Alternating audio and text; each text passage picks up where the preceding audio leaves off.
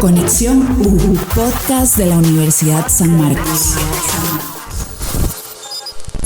Hola, espero que esté muy bien. El día de hoy damos inicio con una serie de capítulos que creamos para ustedes en temas relacionados de salud mental y tengo de invitada especial a Cintia Salazar. Cintia es la psicóloga de la Universidad San Marcos. Cintia, ¿cómo estás? Hola, Yana. Muy bien, ¿y vos? Bien, muy dicha. Me alegro. Muchísimas gracias por el espacio. Creo que es importante el tema, la salud mental.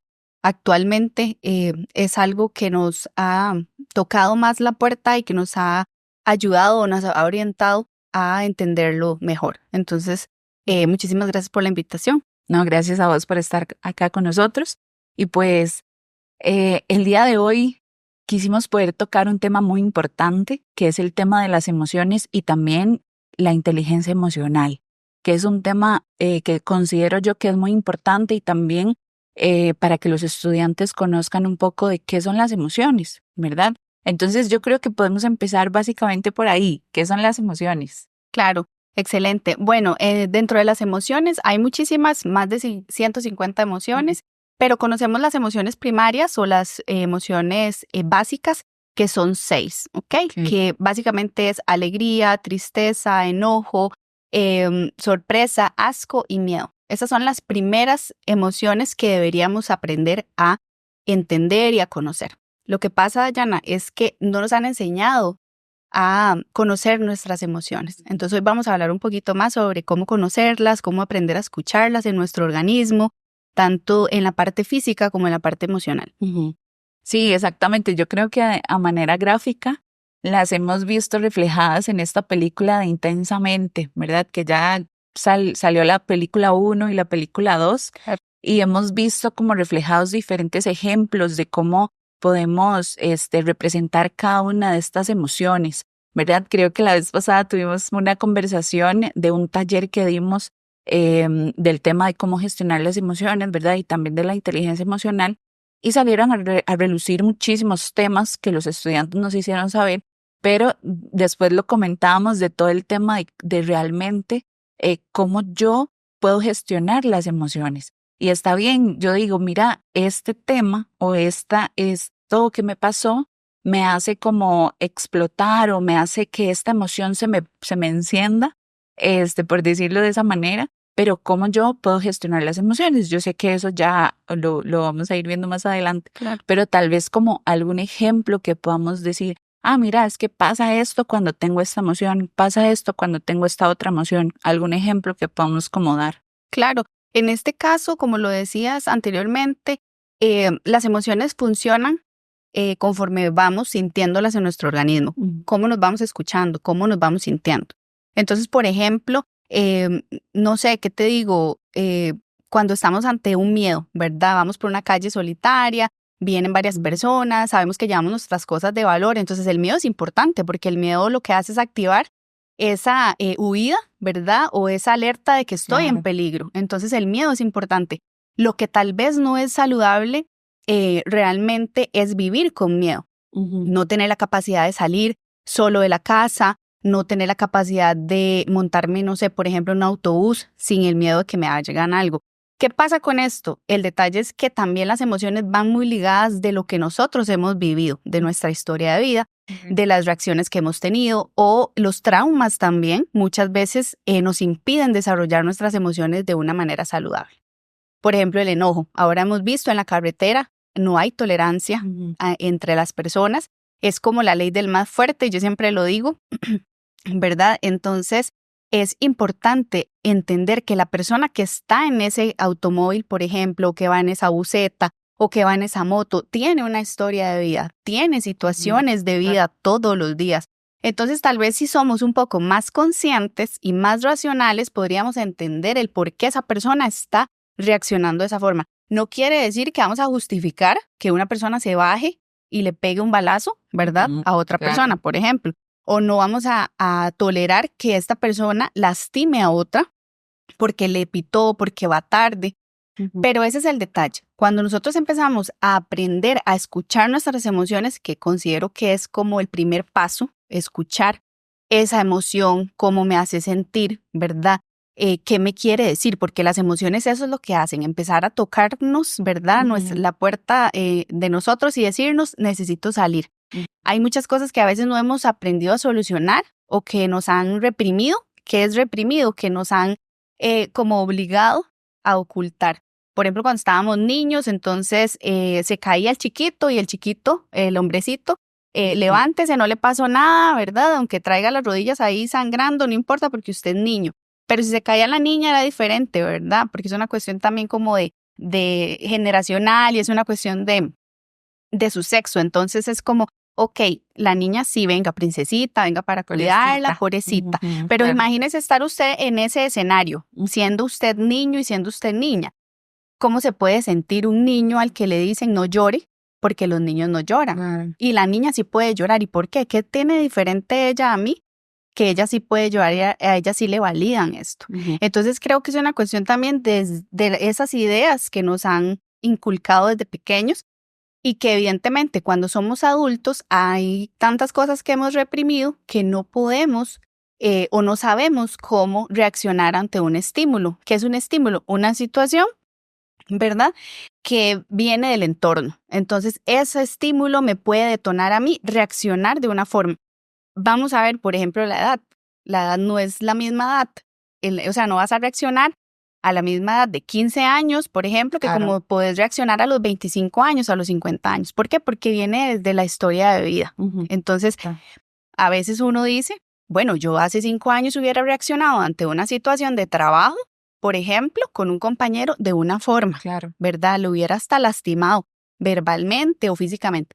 Pero he aprendido que eso no me ha llevado a nada, perdí un trabajo, perdí personas, me he alejado de mi objetivo, entonces empiezo a entender que yo necesito aprender a ser más saludable emocionalmente. Yo siento, Cintia, que también con todo este tema de cómo escuchar nuestras emociones vienen con muchos cambios físicos. O sea, como, por ejemplo, si yo tengo miedo o me enojo, que ya me duele la panza, que yo ya empiezo a sentir o escalofríos, ¿verdad? Entonces vienen muchísimos cambios en el cuerpo, entonces vos ya sabes, ay, mira, es que siento miedo, entonces siento un nudo en la panza, es que he visto personas que dicen, es que se me revolvió la panza o me dio dolor de cabeza y diferentes cambios ya de manera física que le detonan esa emoción, ¿verdad? Y también siento que es muy importante lo del tema de cómo gestionar la emoción para que el cuerpo no tenga esa repercusión que me provoca esa emoción. Y también, bueno, todo el tema que decís, lo del tema de la repetición de patrones, claro, ¿verdad? Y siento que es muy, muy importante por lo del tema que venimos arrastrando generacional, de cómo mis abuelos nunca los abrazaban, ¿verdad? Entonces, claro, mis papás crecieron con esto y yo crecí con esto y es algo que tal vez yo le pueda dar a mis hijos. Entonces, también ese tema es muy importante mencionarlo a nivel de las emociones, como manera de ejemplo. Claro, por ejemplo, si un niño aprende a ser amado, él probablemente cuando esté grande le va a ser más fácil demostrar el amor y el cariño. Pero cuando un niño es vulnerado, es lastimado, es violentado desde pequeño, cuando llega a ser adolescente y se empieza a ver desde esa etapa, empieza ya a rechazar, empieza a lastimar, a ser más agresivo, ¿verdad? Y vuelvo al punto de que son los adultos que andan en la carretera, por ejemplo, son los adultos que están en el trabajo que no tienen límites, que chocan con todo el mundo. Y lamentablemente, Dayana, esto impacta a todas las personas que están alrededor de los demás. Porque, por ejemplo, en el trabajo viene una persona y tiene una actitud muy negativa. Ya incluso ingresa una persona nueva y lo que le dicen es, a esa persona se la voy a presentar después. Esa persona es especial, es que esa persona es un poco diferente. Pero ¿por qué tenemos que tolerar o por qué tenemos que aceptar que una persona reaccione así? ¿Por qué no ayudar a esa persona, verdad? Y a veces también es importante el tema de poner los límites, ¿verdad? A uno mismo y saber ponerle los límites a otras personas. Y si bien es cierto, hay personas que no son nada saludables, pues también estamos en la libertad de alejarnos de esas personas. E incluso sea una compañera o compañero de trabajo, e incluso sea una pareja, familia. Pasa con las mamás, por ejemplo, o los papás. Son las personas más importantes en la vida de un niño o de una niña, por ejemplo. Entonces, tenemos el estereotipo, ¿verdad? O la imagen de que la mamá y el papá son sagrados. Y lo digo con mucho respeto, porque no para todas las personas mamá y papá son esa figura de acompañamiento, de protección, de ternura, ¿verdad? Sino que más bien es la persona que me lastimó, la persona que me abandonó. Y yo lo vivo en las consultas con las personas que siempre hay una carencia afectiva muy grande, Claro. sea mamá, sea papá, ¿verdad? Que generalmente es más, creo yo, más repetido de lo que se podría pensar, ¿verdad? O sea, aparece más en las personas de lo que se podría pensar. Entonces, desde ahí empezamos, desde que estamos pequeños, ¿verdad? Entonces, también lo que te decía de los límites, que es importantísimo aprender a poner los límites para que las personas no abusen de esa empatía que tenemos muchas veces y que no se justifique su afectación emocional o psicológica. Por ejemplo, la ansiedad. Pasa con la ansiedad. Hay personas que padecen ya diagnosticadas de ansiedad y les da más ansiedad pensar que me va a dar ansiedad que la misma ansiedad. ¿Por qué? Porque todo empieza en los pensamientos. Tengo un pensamiento de que me va a dar ansiedad porque tuve una situación en el trabajo o porque están despidiendo gente. Entonces pienso, yo soy el próximo, me va a pasar, ya seguro en la quincena me llega la carta de despido, pero ni siquiera me pongo a pensar, bueno, yo soy un buen colaborador, estoy dando todo mi rendimiento, soy puntual, no me han hecho llamadas de atención, al contrario, me han dicho, excelente su trabajo. Ok, pero si me despiden, bueno, me tengo que ir de ese trabajo y va a haber una oportunidad mejor.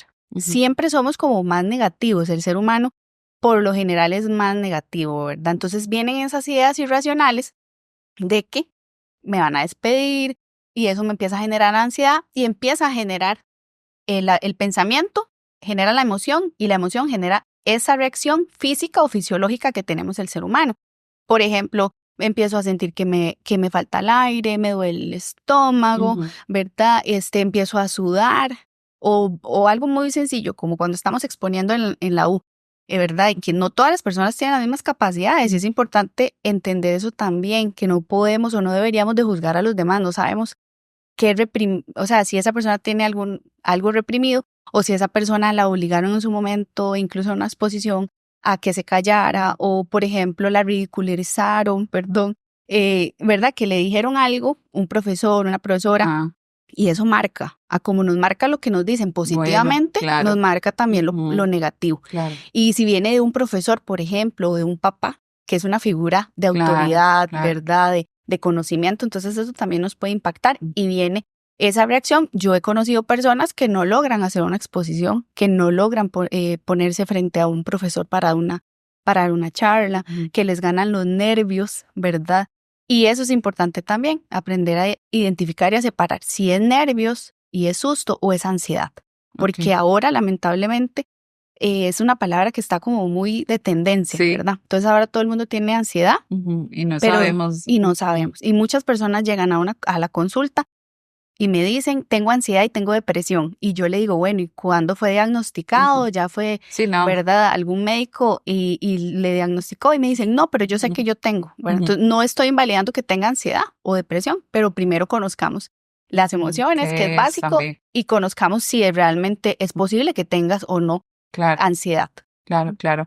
Yo creo que de aquí salen un montón de temas para otros podcasts. Ahí vamos a estar hablando de ansiedad, también de temas de crianza, que eso es muy, muy interesante. Pero siguiendo con el tema de las emociones, Cintia, yo quiero saber, bueno, cómo nos llegan a afectar las emociones, ¿verdad? Independientemente de cuál sea la emoción. Porque a veces dicen, es que usted, ¿por qué está triste? No esté triste, ¿verdad? Y tratan de invisibilizar la tristeza, pero eso al mismo tiempo es una emoción que no podemos llegar y sacarla del cuerpo y decir, bueno, ya no voy a estar triste nunca. La tristeza está dentro de nuestro cuerpo y vamos a estar tristes independientemente de la situación, pero yo considero es que tanto tiempo a un largo plazo que dure mi tristeza, ¿verdad? Y esto pueda llegar a detonar otros temas como depresión y demás. Entonces, también cómo nos llegan a afectar las emociones. Claro, Dayana, las emociones nos afectan en todo el sentido, ¿verdad? Lo que les explicaba de que eso va relacionado, vamos a ver, lo emocional va relacionado con lo físico también. Entonces, ¿cómo nos afectan las emociones? Bueno, nos pueden afectar de muchas formas. Primero porque lo que les decía al inicio, que no nos han enseñado, lamentablemente, a conocer nuestras emociones, a conocer cómo soy yo enojada, a conocer cómo soy yo feliz. Entonces creo que un punto importante es aprender a validar las emociones, entender que todas las emociones son importantes, que la emoción de la alegría, que todo el mundo piensa que es la más bonita, si no está bien dirigida, puede también afectar, porque puede ser una alegría ficticia. Entonces está la tristeza, que es válida, podemos sentirnos tristes, ¿verdad? Pero ante un evento, por ejemplo, se muere un familiar, es evidente que nos vamos a sentir tristes, pero también nos podemos sentir enojados. Y está bien expresarlo también, decirte, Dayana, estoy enojada, ¿verdad? O me siento triste, o me molesta que me digas ese comentario porque yo sí soy fiel o yo sí soy leal, por ejemplo. Entonces nos puede afectar en muchos aspectos de la vida, como lo que es la concentración, nos puede afectar con el sueño, nos puede traer problemas del sueño, nos puede traer también problemas alimenticios, problemas para comunicarnos con las personas, ¿verdad? Porque entonces podemos perder una pareja, un amigo, un familiar, un compañero, porque en ese momento no nos sentimos a gusto para poder hablar con esa persona. Entonces lo que empezamos a hacer es como alejar a las personas, ¿verdad? Y alejar todo lo que tal vez en algún momento nos hizo bien, ahora no es tan bueno. Con respecto a lo que hablabas de la tristeza, por ejemplo, sí hay que tener cuidado porque la emoción primaria es la tristeza. Pero a partir de ahí vienen otras emociones y muchas personas pueden llegar a tener incluso una depresión por una tristeza no tratada, por un duelo no tratado, por una pérdida, ¿verdad? Que no se ha gestionado correctamente o no se ha hecho todas esas etapas del duelo, por ejemplo. Entonces la persona lo puede gestionar de mala manera y ahí empieza a tener problemas, ¿verdad? Y entonces cuando la gente dice es que no puedo dormir y, por ejemplo, llegan a sesión y me dicen, es que no puedo dormir, o es que tengo mucha ansiedad, o tengo problemas alimenticios, como una vez al día. Entonces hay que ir como a la raíz de la situación y del problema para entender por qué esa persona está teniendo esos problemas. Y muchas veces nos damos cuenta que es por eso, porque hace 3 meses falleció una mascota que era muy importante, o hace 6 meses se quedó sin trabajo, o está presentando alguna situación de salud. Entonces todo eso detona que nos sintamos tristes y que nos vayamos empeorando poco a poco. Ok, perfecto. Sí, yo siento que esto va muy de la mano con el autoconocimiento, ¿verdad? El conocernos, realmente nos conocemos. Yo siento que eso es un tema que cada uno nos tenemos que hacer como una introspección y llegar y decir, bueno, realmente nos conocemos. Conocemos cuando yo me siento triste y cómo me pongo cuando yo estoy triste y qué hago cuando yo estoy triste, ¿verdad? Entonces es todo esto y ahora sí nos metemos un poco en cómo gestionar un poco las emociones, ¿verdad? Porque a falta de gestionar las emociones vienen, vienen situaciones que no podemos controlar. Entonces hablamos un poco del tema de gestionar. ¿Cómo podemos gestionar las emociones realmente? Bueno, importantísimo comunicarnos, aprender a comunicar, a expresar lo que yo siento. Sea bueno o no sea tan bueno, entender que las personas reaccionan diferente a cualquier estímulo y que es respetable que usted hoy no se sienta bien y que es respetable que usted reaccione diferente a como reacciona normalmente. Por ejemplo, las personas explosivas, implosivas, ¿verdad? Entonces, por ejemplo, es esa persona que tolera todo, que siempre se aguanta que lo molesten en la casa, que le hagan, que lo acosen, ¿verdad? O que se burlen de esa persona. Pero resulta que un día en el trabajo también pasa, la gente entonces ya es como un patrón, entonces la persona está, digamos que está acostumbrada o está adaptada, que no debería, a que me hagan bullying o a que me acosen, a que me lastimen. Pero resulta que ese día viene alguien y le dice algo muy hiriente y esa persona reacciona y dice, no más, ¿verdad? O pega gritos o se enoja y todo el mundo va a decir qué le pasó a Cintia, porque Cintia no es así, porque reaccionó así, ¿qué le pasa? Entonces creo que es importante también ser empáticos y ponernos de verdad en los zapatos de las otras personas para poder ayudarles a entenderse, ¿verdad? Es como esto que decimos de que el trabajo se queda en la casa y los problemas de la casa se quedan en el trabajo. Es difícil realmente, porque si cuando nos damos cuenta de que de verdad estamos con seres humanos, empezamos a ser un poco más empáticos y a entender que las personas sienten y que todos sentimos diferente, que todos tenemos una historia de vida diferente. Entonces, claro, el autocuidado es importante, conocernos a nosotros mismos, el autoestima, porque al final eso nos ayuda a tener una buena autoestima, ¿verdad? A sentirnos de la mejor manera, como lo decías ahora, a conocernos a nosotros mismos, a hacer esa introspección y validar cómo nos sentimos y poder expresarlo de una manera saludable, ¿verdad? E incluso todas las emociones se pueden gestionar y se pueden expresar de una manera saludable, aunque no sea la emoción que estemos acostumbrados a sentir. También nos identificamos, ¿verdad? A veces dicen, ay, esa persona siempre es muy alegre, ¿verdad? Porque sonríe, pero realmente es alegre. Usted sabe que realmente esa persona es alegre o es tal vez que está pasando por una situación difícil, entonces trata de evitar que, ¿verdad? Que confrontarse con alguien o que le pregunten algo, ¿verdad? O esa persona que pasa llorando por todos los pasillos, entonces ya nadie le hace caso porque qué pereza, siempre está llorando, siempre me viene a contar los problemas y no escucha soluciones. Entonces ya eso es importante también que vaya a una terapia psicológica, también que vaya a un médico, ¿verdad? O ya si es una situación pues más fuerte, que visite también a un psiquiatra, un especialista en este sentido, ¿verdad? Sí, Cintia, y también con eso que decís, es un mensaje importante que queremos darles de la importancia de poder asistir a terapia. A veces tenemos tal vez un tema como por ahí pendiente que no sabemos cómo gestionar, ¿verdad? Y en estos espacios lo pueden hacer, así que bienvenidos a poder entrar en este tema, en que busquen ayuda psicológica, y eso es muy importante. Y bueno, el tema de las emociones yo creo que nos da para hablar aquí horas, y más nosotras que hablamos demasiado. Pero yo creo que podemos entrar un poco en el tema de la inteligencia emocional, ¿verdad? Yo creo que la misma palabra lo dice, pero muchas personas tal vez no conocen muy bien sobre el término de inteligencia emocional. ¿Qué es ser inteligente emocionalmente? Bueno, básicamente es aprender a detectar, a conocer y a gestionar nuestras emociones por más difíciles que sean. Eso es la inteligencia emocional. Cuando yo empiezo a detectar, que es el primer paso, entonces yo digo, ok, me estoy sintiendo triste, ¿verdad? ¿Y cómo lo reconozco? Bueno, porque normalmente me levanto, me cepillo los dientes y me pongo a hacer ejercicio, por ejemplo. Pero hoy particularmente no tengo ganas. Hoy tengo ganas como de quedarme un rato más en la cama, ¿verdad? Hoy tengo ganas como de estar, no sé, de desayunar algo con más carbohidratos, por ejemplo. Entonces, ahí estamos reconociendo. ¿Y cómo lo gestionamos? Porque lo hacemos y nos sentimos bien. No quiere decir que porque hoy me levanté y no tengo ganas de hacer ejercicio, por ejemplo, es que estoy mal. Puede que yo necesite hoy estar como más desligada de mi rutina, ¿ok? Entonces, no es que estoy alterando mi rutina para nada, estoy siendo un poco más consciente, ¿ok? También conocer o ser consciente de qué siento, de qué pienso, ¿verdad?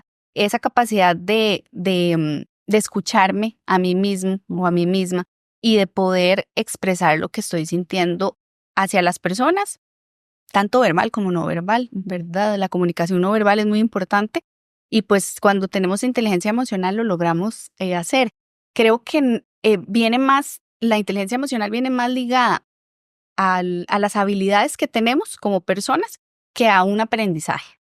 Porque muchas veces dicen, ¿podemos aprender a ser inteligentes emocionalmente? Sí, claro, podemos aprender a hacerlo.